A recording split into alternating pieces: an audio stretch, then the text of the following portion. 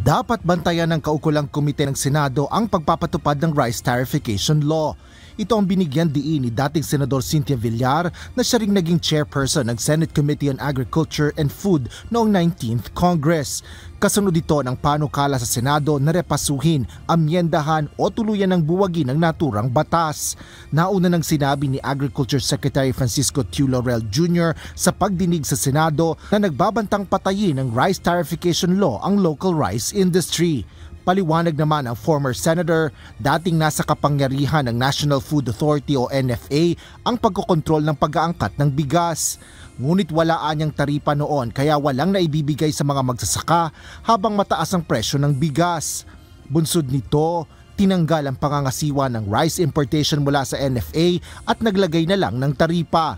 Sa ganitong paraan anya, maaaring makapag-angkat ang sinuman ngunit kailangan na lang magbayad ng taripa batay sa rice tariffication law na pangunahing isinulat ni dating Senador Villar.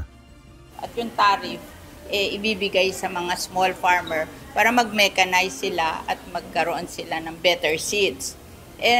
Nung latest, bago namin inirenew yan, 30 billion ang collection. Bigla nila binaba yung tariff. Ewan ko why.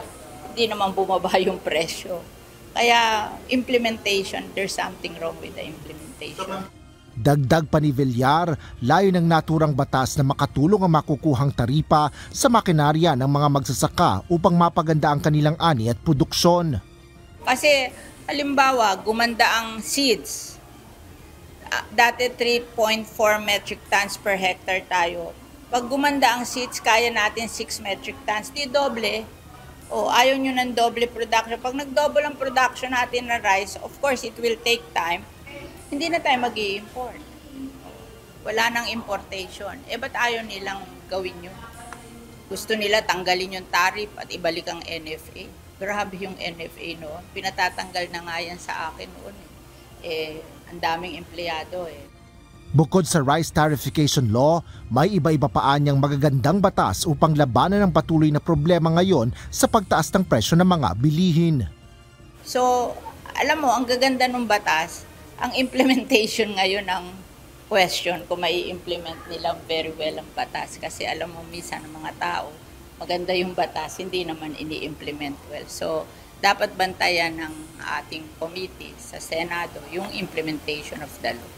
Magaganda yung batas. Hinihikayat naman ni dating Senador Villar sa urban gardening ang publiko, partikular na mga nakatira sa syudad.